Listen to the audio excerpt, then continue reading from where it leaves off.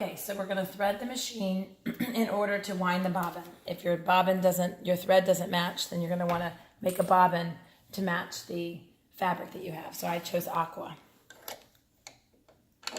So you're going to put it on the spool pin, put the cap back on. You're going to take the thread and hold it tight, go under the first thread guide, around the next. You're going to take the thread and hug that kind of area, go close to that. Thread take-up lever has to be in the up position, so if it's not up, make it go all the way up. The right to the left. It's going to go down in the slit, over the little hook in the bottom. Then at that point, you're going to want to have your presser foot down. You have it up to thread the machine and down to thread the eye of the needle. After that, you want the bar behind it, so when you put the presser foot down, you're able to see it better. Then you can even raise your needle up so that you have better room to thread the eye of the needle. So I just made a clean cut. You can make several if you need to. And then you're just going to go from the front to the back. Sometimes students wrap the thread around the needle, and then that causes problems. You want to raise it, and then there's a little slit in the presser foot. We want to go like that. If we can pull it like this, then that means you did it correctly.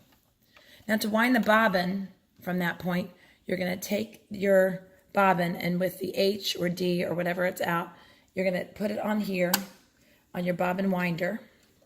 That's what this thread guide is for that sticks out. You're going to rest the thread on top of it, and then take the thread and wrap it a couple times around the bobbin. When you push it down in the down position, it actually tells the machine that it's not going to sew down here. It's going to wind the bobbin here. So then at that point, you get your foot pedal correct. And you're going to kind of have your hand ready in case some of them are old so they pop it out. Then you're just going to wind your bobbin. I don't mind if you wind it almost full, but you don't want to wind it so full that it doesn't end up being able to fit down here in the bobbin area.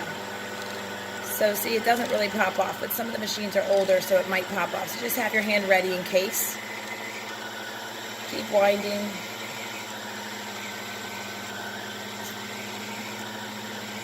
Once you do this, you won't have to do it again. We'll use it for several students and several projects because you don't need a whole lot of thread each time. So I'll do a little bit more. At that point, it's pretty good. It's not all the way full, and then you just cut it. Then to get it in this area,